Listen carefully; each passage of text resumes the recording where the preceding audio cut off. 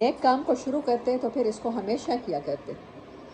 जब आप खड़े हुए गुस्सा आता तो बैठ जाते, और बैठे बैठे गुस्सा आता तो लेट जाते। हज़रत आयशा बयान फरमाती हैं कि रसूलुल्लाह सल्लल्लाहु अलैहि वसल्लम सीधा हाथ वज़ू और खाने पीने के लिए इस्तेमाल करते थे। हज़रत सल्लल्लाहु अलैहि वसल्लम की आदत मुबारक थी कि जब आपके सहाबा में से कोई आपसे मिलता और वो ठहर जाता तो आप इसके साथ ठहर जाते, और जब तक वो खुद ना जाता आप ठहरे ही रहते। जब कोई आपके हाथ में हाथ देना चाहता तो आप अपना हाथ दे देते, और जब तक वो खुद हाथ ना छोड़ता आप हाथ नहीं छोड़ाते थे। यानी ये सुन्नत है। कितनी छोटी छोटी बातें हैं, मैनर्स हैं। आप किसी से अपना चेहरा ना फेरते जब तक कि वो खुद ना फेरता, और कोई चुपके से बात कहना चाहता तो आप कान उसकी तरफ कर देते थे, और जब तक वो फारिग ना हो जाता आप कान नहीं हटाते थे।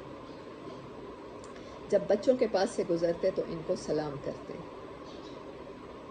हज़रत अली करमल्लाहु वजहू ने फरमाया कि रसूलुल्लाह सल्लल्लाहु अलैहि वसल्लम के सामने जो कोई शख्स यकबारगी आ जाता, अचानक यानी वो मरूब हो जाता, और जो शख्स शनासाई के साथ मिलता था, आपसे मोहब्बत करता था, मैंने आप जैसा साहिब जमाल व साहिब कमाल ना आपसे पहले किसी को देखा ना आपके बाद किसी को देखा। खुशी के वक्त हज़रत सल्लल्लाहु अलैहि वसल्लम नज़र नीची फरमा लेते। जब आपको किसी के मतलब बुरी बात मालूम होती तो यूँ नहीं फरमाते कि फ़लाँ शख्स को क्या हुआ, ऐसा ऐसा करता है, बल्कि यूँ फरमाते लोगों को क्या हो गया कि वो ऐसा ऐसा करते हैं। कोई परदेसी आता तो इसकी खबर गिरी करते। हर शख्स के साथ ऐसा बर्ताव करते कि हर शख्स को यही महसूस होता कि रसूलुल्लाह सल्लल्लाहु अलैहि वसल्लम को मेरे साथ सबसे ज़्यादा मोहब्बत। स्पेशल प्रोटोकॉल हर इंसान। हज़रत अबू हुरैरा रज़ी अल्लाह ताला अन्हु फरमाते हैं नबी करीम सल्लल्लाहु अलैहि वसल्लम जब फ़िक्रमंद होते तो आसमान की तरफ सर उठाकर फरमाते सुबहान अल्लाहिल अज़ीम है, और जब ज़्यादा गिरिया उजारी और दुआ का इन्हमाक बढ़ जाता तो फरमाते या हय्यु या क़य्यूम। एक रिवायत में है गम के वक्त अक्सर रेश मुबारक यानी दाढ़ी पर हाथ ले जाया करते, कभी उंगलियों से इसमें खिलाल फरमाते और फरमाते हस्बी अल्लाह व निअमल वकील, मेरे लिए अल्लाह रब्बुल इज़्ज़त काफ़ी है और वो बेहतरीन कारसाज है। अगर कोई शख्स बात करने बैठ जाता तो जब तक वो ना उठे आप ना उठते थे। एक चैप्टर ख़त्म हो गया इस बुक का।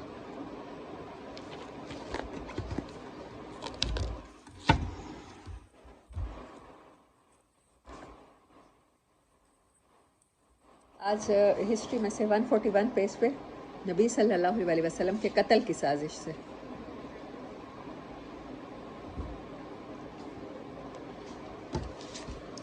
जोरों जफा के सिलसिला दराज के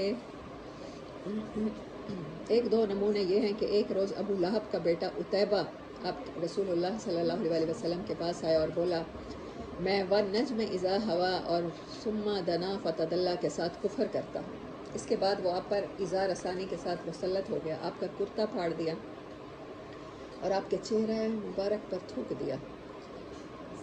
अगरचा वो थूक आप पर ना पड़ा, इस मौके पर नबी सल्लल्लाहु अलैहि वसल्लम ने बद्दुआ की, ऐ अल्लाह इस पर अपने कुत्तों में से कोई कुत्ता मुसल्लत कर दे। ये बद्दुआ कबूल हुई। चुनाचा उतैबा एक बार कुरैश के कुछ लोगों के हमरा सफ़र में गया। जब उन्होंने मुल्क शाम के मकाम ज़रका में पड़ाव डाला तो रात के वक्त शेर ने इनका चक्कर लगाया। उतैबा ने देखते ही कहा हाय मेरी तबाही, या खुदा की कसम मुझे खा जाएगा जैसा कि मोहम्मद सल्लल्लाहु अलैहि वसल्लम ने मुझ पर बद्दुआ की है। देखो मैं शाम में हूँ लेकिन इसने मक्का में रहते हुए मुझे मार डाला। एहतियातन लोगों ने उतैबा को अपने और जानवरों के घेरे के बीचों बीच सुलाया, लेकिन रात को शेर सबको फलांगता हुआ सीधा उतैबा के पास पहुंचा और सब पकड़कर ज़िबा कर डाला।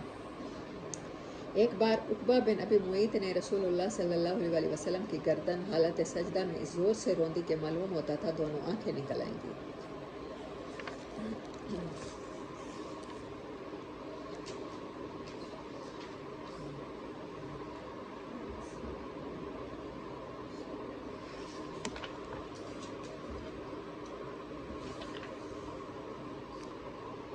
एक बार अबू जहल ने कहा बरादरान कुरैश आप देखते हैं कि मोहम्मद सल्लल्लाहु अलैहि वसल्लम हमारे दीन की ऐब चीनी, हमारे आबा व अजदाद की बदगोही, हमारे अक्लों की तखफीफ और हमारे माबूदों की तजलील से बाज नहीं आते।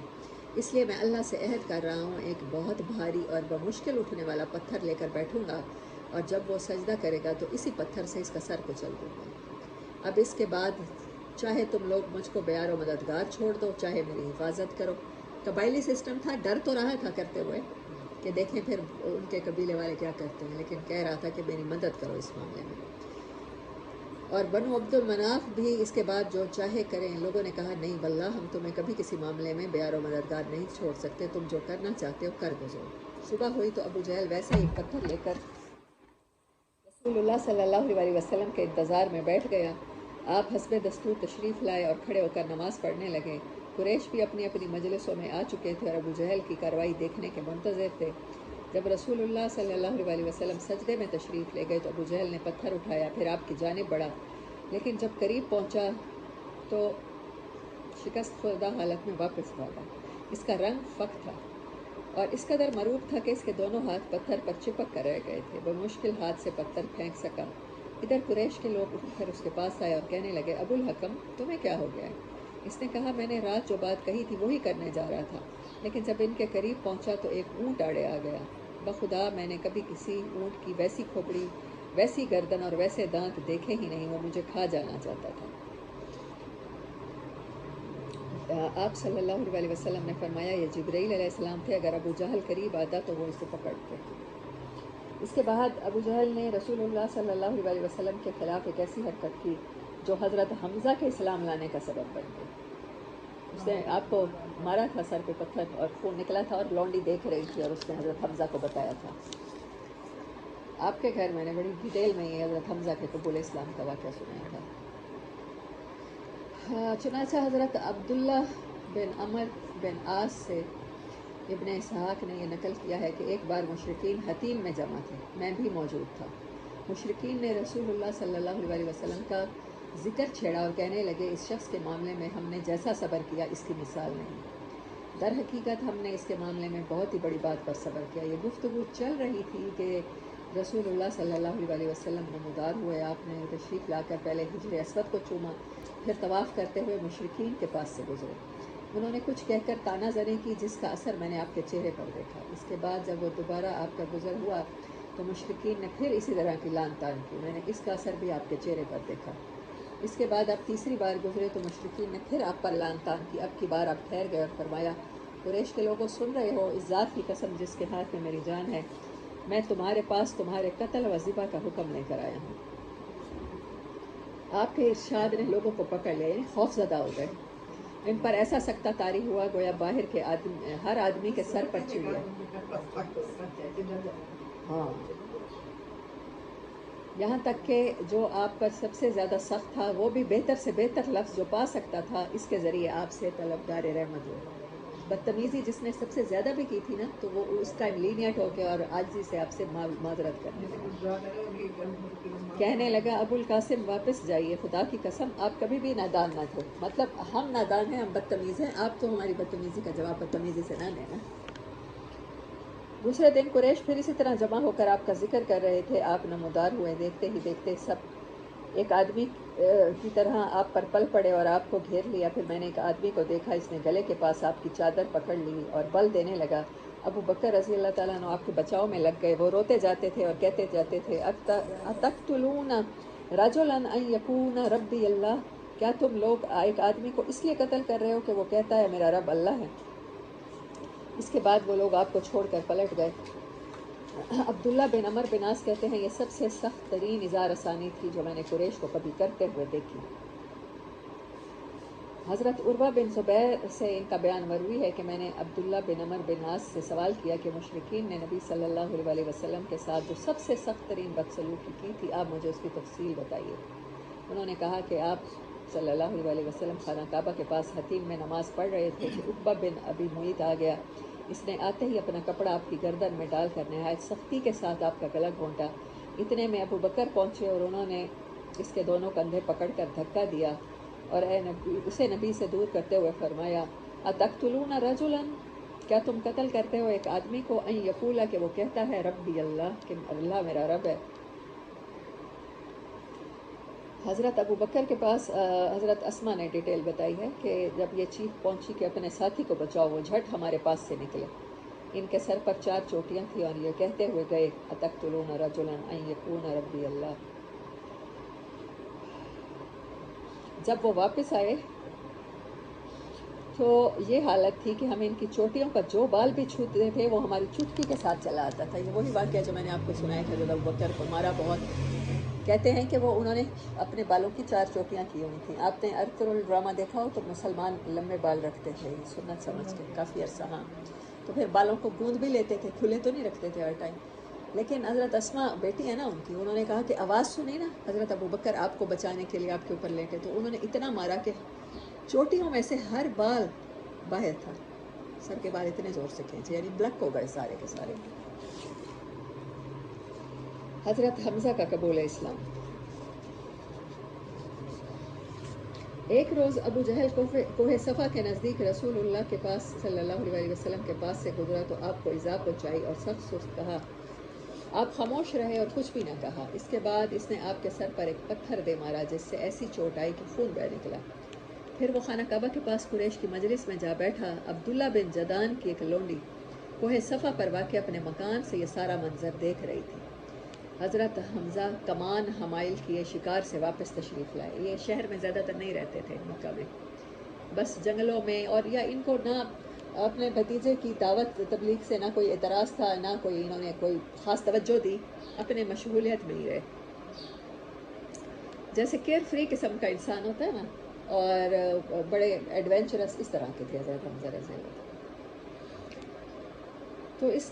تو اس لونڈی نے ان سے ابو جہل کی ساری حرکت کہہ سنائی. حضرت حمزہ غصے سے بھڑک اٹھے. یہ قریش کے سب سے طاقتور اور مضبوط جوان تھے. ماجرا سن کر کہیں ایک لمحہ رکے بغیر دوڑتے ہوئے اور یہ تہیہ کیے ہوئے آئے کہ جو ہی ابو جہل کا سامنا ہوگا اس کی مرمت کر دیں گے. چنانچہ مسجد حرام میں داخل ہو کر سیدھے اس کے سر پر جا کھڑے ہوئے اور بولے, وہ سیرین پر خوشبو لگانے والے بزدل تو میرے بھتیجے کو گالی دیتا ہے, حالانکہ میں بھی اس کے دین پر ہوں. حالانکہ مسلمان نہیں تھے, لیکن غصے کی وجہ سے کہا نا کہ تمہاری جرت کیسے ہوئی, تم نے یہ کیا. اس کے بعد کمان سے اس زور کی مار ماری کہ اس کے سر پر بدترین قسم کا زخم آ گیا. اس پر ابو جہل کے قبیلے بنی مخزوم اور حضرت حمزہ کے قبیلے بنو ہاشم کے لوگ ایک دوسرے کے خلاف بھڑک اٹھے. لیکن ابو جہل نے یہ کہہ کر انہیں خاموش کر دیا, ابو عمارہ کو جانے دو, میں نے واقعی اس کے بھتیجے کو بہت بڑی گالی دی تھی. اتنا پولیٹیکل وائز بندہ تھا, کلیور بندہ تھا, وائز نہیں کہیں گے, ابو الحکم کو کہلاتا تھا یہ دانائی کا باپ, کہ اس نے فوراً کہا کہ نہیں مجھ سے غلطی ہوئی ہے, حمزہ سچے ہیں, تاکہ لوگوں میں اس کا وہ جو ہے نا بڑا پن وہ برقرار رہے. ابتدا حضرت حمزہ کا اسلام محض اسی حمیت, یعنی اپنے بھتیجے کی حمیت, وہ فیملی کی ایک محبت ہوتی ہے, اس کے طور پہ تھا. ان کے عزیز کی توہین کیوں کی گئی, لیکن پھر اللہ نے ان کے سینہ کو کھول دیا اور انہوں نے اسلام کا کڑا مضبوطی سے تھام لیا. مسلمانوں نے ان کی وجہ سے بڑی عزت و قوت محسوس کی. پھر حضرت عمر کا قبول اسلام ہے. وہ حضرت حمزہ کے صرف 3 دن بعد مسلمان ہوئے تھے, اور نبی صلی اللہ علیہ وسلم نے ان کے اسلام لانے کی دعا کی تھی. چنانچہ امام ترمذی نے ابن عمر سے روایت کی ہے اور اسے صحیح بھی قرار دیا ہے. حضرت ابن مسعود اور حضرت انس سے روایت ہے کہ نبی صلی اللہ علیہ وسلم نے فرمایا, اللہم اعز الاسلام بأحب الرجلین الیک بعمر ابن خطاب او بأبی جہل بن حشام. اے اللہ, عمر بن خطاب اور ابو جہل, عمر بن حشام اس کا نام تھا, میں سے جو شخص تیرے نزدیک زیادہ محبوب ہے اس کے ذریعے سے اسلام کو قوت پہنچا. اللہ اکبر, کیا مقدر ہے کہ اللہ کے حبیب کہہ رہے ہیں جو تجھے محبوب ہے اس کو اسلام کی توفیق دے دے. تو اللہ کو حضرت عمر محبوب ہوئے. اللہ نے یہ دعا قبول فرمائی اور حضرت عمر مسلمان ہو گئے. اللہ کے نزدیک ان دونوں میں زیادہ محبوب حضرت عمر رضی اللہ تعالیٰ عنہ.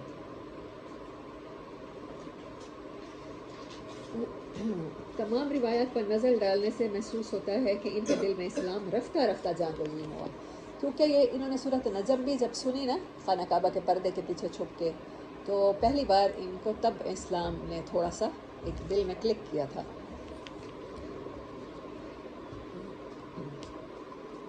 حضرت عمر اپنی تنگ مزاجی اور سخت خوئی کے لیے مشہور تھے. مسلمانوں نے طویل عرصے تک ان کے ہاتھوں طرح طرح کی سختیاں جھیلی ہیں. ان میں 2 متضاد قسم کے جذبات موجود تھے. ایک طرف تو وہ آباء و اجداد کی ایجاد کردہ رسموں کا بڑا احترام کرتے تھے, اور بلا نوشی اور لہو و لعب کے دل دادا تھے. یعنی ہی واز پارٹی بوائے. 24 گھنٹے ڈرنک رہنا اور اسی طرح کے مختلف مشاغل میں رہنا.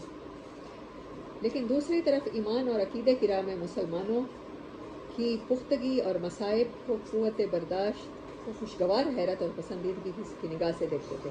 یعنی ایک بہادر بندہ بہادری کی قدر کرتا ہے، چاہے وہ جاہلیت میں سخت ہے، لیکن وہ مسلمانوں کے ٹارچر سہ جانے کو بڑی پسندیدگی کی نگاہ سے دیکھتے تھے. تھینکس.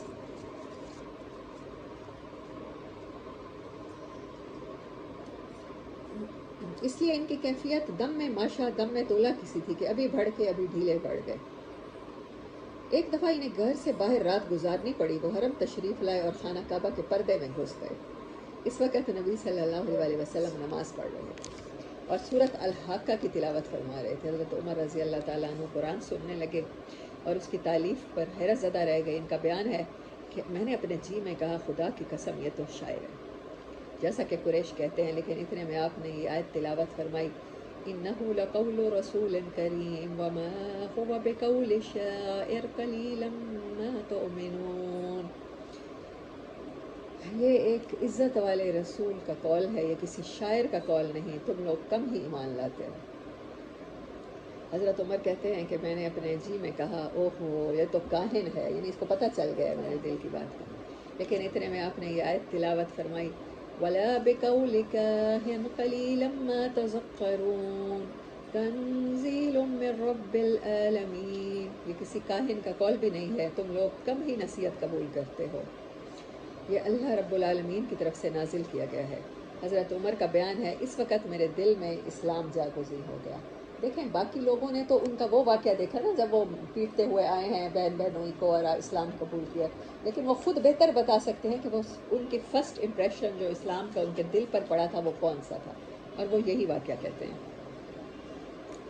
یہ پہلا موقع تھا کہ حضرت عمر کے دل میں اسلام کا بیج پڑا، لیکن ابھی ان کے اندر جاہلی جذبات، عصبیت، آباء و اجداد کے دین کی عظمت کا چھلکا اتنا مضبوط تھا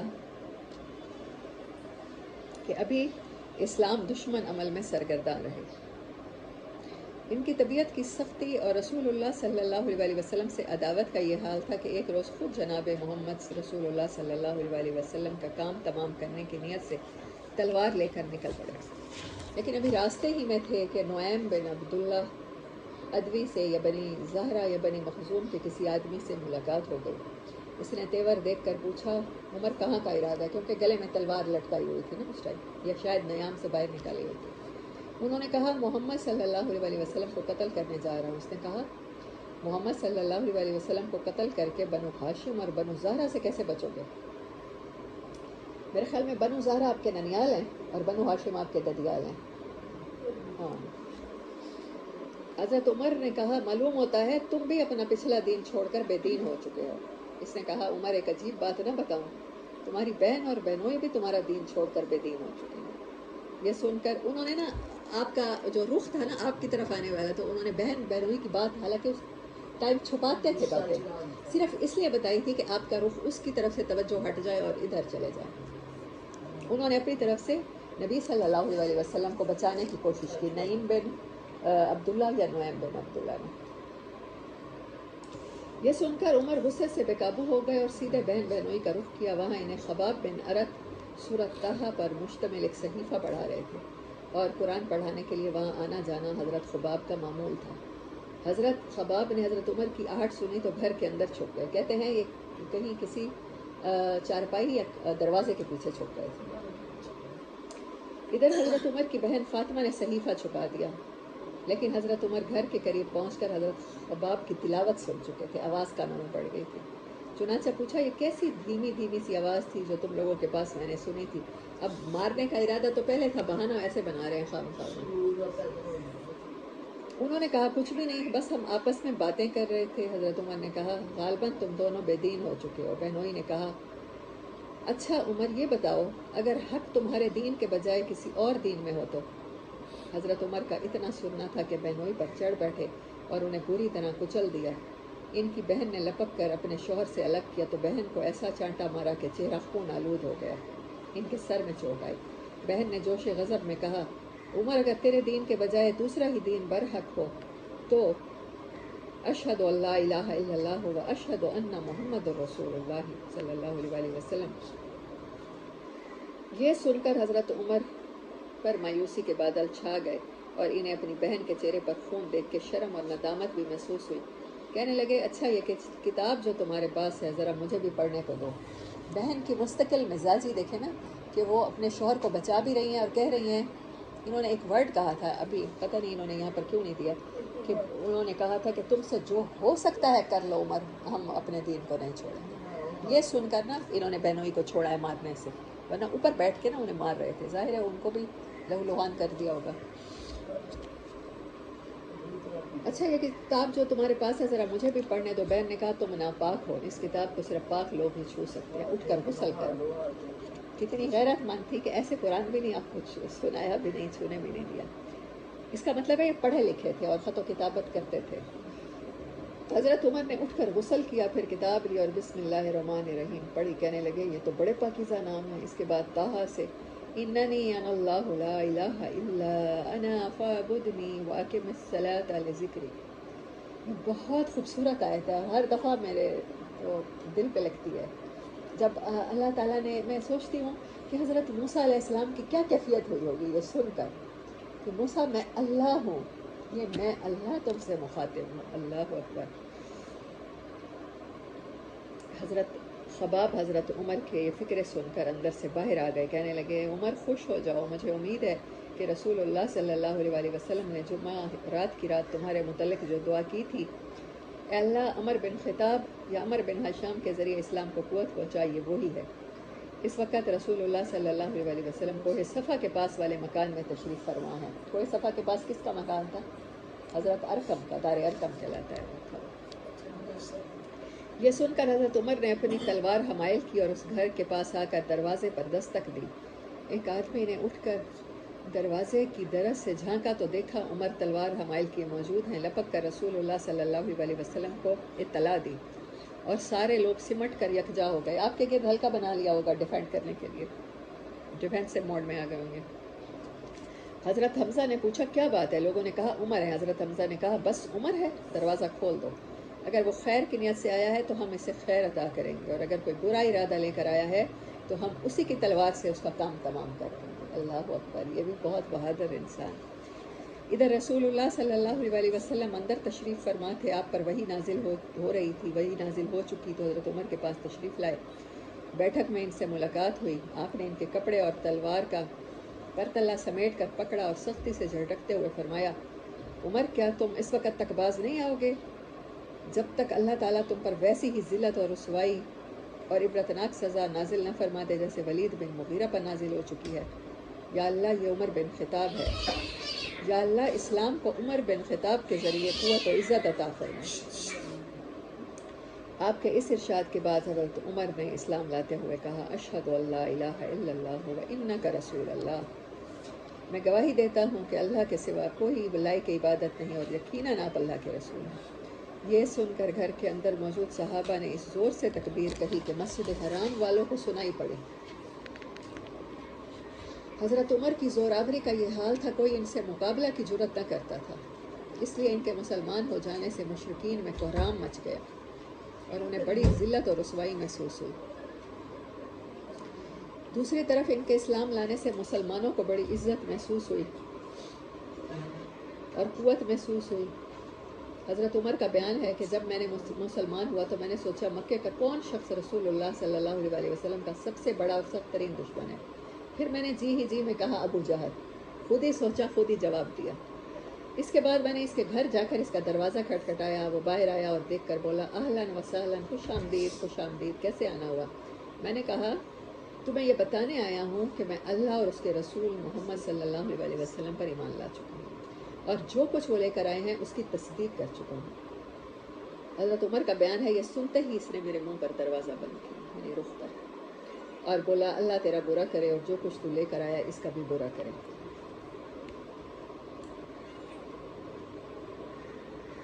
हज़रत उमर ने एक और रिवायत भी उनसे नकल हुई है कि जब कोई शख्स मुसलमान होता तो लोग इसके पीछे पड़ जाते, उसे ज़दो कोब करते और वो भी इन्हें मारता।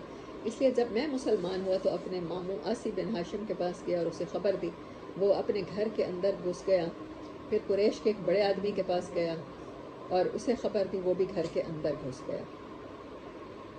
حضرت عمر مسلمان ہوئے تو جمیل بن مار جہمی کے پاس گئے. یہ شخص کسی بات کا ڈھول پیٹنے میں پورے قریش کے اندر سب سے زیادہ ممتاز تھا. یعنی خود اخبار کے دفتر گئے ہیں اور خود سوشل میڈیا پہ اپنی بات لیک کی ہے کہ میں مسلمان ہو گیا ہوں، اور اس بندے کو بتایا. حضرت عمر نے اسے بتایا کہ وہ مسلمان ہو گئے. اس نے سنتے ہی نہایت بلند آواز سے چیخ کر کہا، خطاب کا بیٹا بے دین ہو گیا ہے. حضرت عمر اس کے پیچھے ہی تھے. بولے، یہ جھوٹ کہتا ہے، میں مسلمان ہو گیا ہوں. بہرحال یہ لوگ حضرت عمر پر ٹوٹ پڑے اور مار پیٹ شروع ہو گئی. لوگ حضرت عمر کو مار رہے تھے، حضرت عمر لوگوں کو مار رہے تھے، یہاں تک کہ سورج سر پر آ گیا اور حضرت عمر تھک کر بیٹھ گئے. لوگ سر پر سوار تھے. حضرت عمر نے کہا، جو بن پڑے کر لو.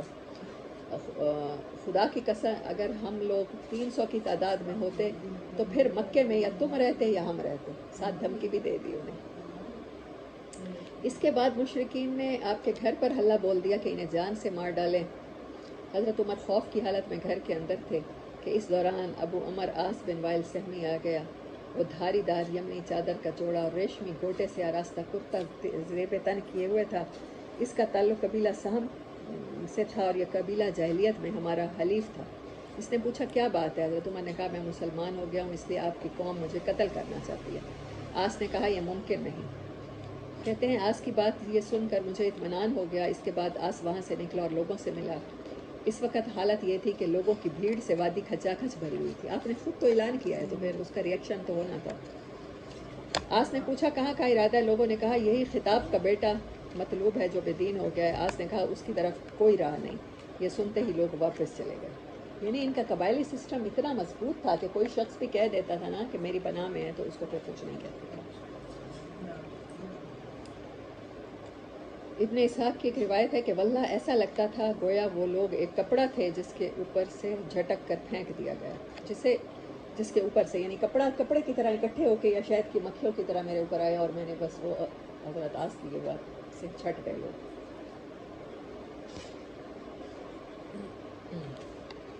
ہاں، حضرت عمر کے اسلام لانے کی یہ کیفیت تو مشرکین کی تھی. باقی رہے مسلمان تو ان کے حال کا اندازہ اس بات سے ہو سکتا ہے کہ ابن عباس سے روایت ہے کہ میں نے عمر بن خطاب سے دریافت کیا کہ کس وجہ سے آپ کا لقب فاروق پڑا. تو انہوں نے کہا کہ مجھ سے 3 دن پہلے حضرت حمزہ مسلمان ہوئے رضی اللہ تعالیٰ عنہ. پھر حضرت عمر نے ان کے اسلام لانے کا واقعہ بیان کر کے اخیر میں کہا کہ پھر جب میں مسلمان ہوا تو میں نے کہا، اے اللہ کے رسول صلی اللہ علیہ وسلم، کیا ہم حق پر نہیں ہیں؟ خواہ زندہ رہیں خواہ مریں. آپ نے فرمایا، کیوں نہیں؟ اس ذات کی قسم جس کے ہاتھ میں میری جان ہے، تم لوگ حق پر ہو، خواہ زندہ رہو خواہ موت سے دوچار ہو. حضرت عمر کہتے ہیں تب میں نے کہا، پھر چھپنا کیسا؟ اس ذات کی قسم جس نے آپ کو حق کے ساتھ مبعوث فرمایا، ہم ضرور باہر نکلیں گے. چنانچہ ہم 2 صفوں میں آپ کو ہمراہ لے کر باہر آئے. ایک صف میں حضرت حمزہ تھے اور ایک میں تھا. یعنی 2 لیڈ کر رہے تھے صفوں کو اور آپ کو انہوں نے کہا کہ باہر چلیں. ہمارے چلنے سے چکی کے آٹے کی طرح ہلکا ہلکا غبار اڑ رہا تھا یہاں تک کہ ہم مسجد حرام میں داخل ہو گئے. حضرت عمر کا بیان ہے کہ قریش نے مجھے اور حمزہ کو دیکھا تو ان کے دلوں پر ایسی چوٹ لگی کہ اب تک نہ لگی تھی. اسی دن سے رسول اللہ صلی اللہ علیہ وسلم نے میرا لقب فاروق رکھ دیا. حضرت ابن مسعود کا ارشاد ہے کہ ہم خانہ کعبہ کے پاس نماز پڑھنے پر قادر نہ تھے یہاں تک کہ حضرت عمر نے اسلام قبول کیا. حضرت صہیب رومی کا بیان ہے کہ حضرت عمر کے اسلام لانے سے اسلام پردے سے باہر آیا. اس کی اعلانہ دعوت دی گئی. ہم حلقے لگا کر بیت اللہ کے گرد بیٹھے، بیت اللہ کا طواف کیا اور جس نے ہم پر سختی کی اس سے انتقام لیا اور اس کے بعض مظالم کا جواب دیا. حضرت ابن مسعود کا بیان ہے کہ عمر نے اسلام قبول کیا، تب سے ہم برابر طاقتور اور باعزت رہے. اللہ اکبر! اللہ ہمیں اسلام کے ذریعے عزت دے. آپ نے فرمایا کہ اللہ اسلام کو عمر کے ذریعے عزت دے. کیا بات ہے!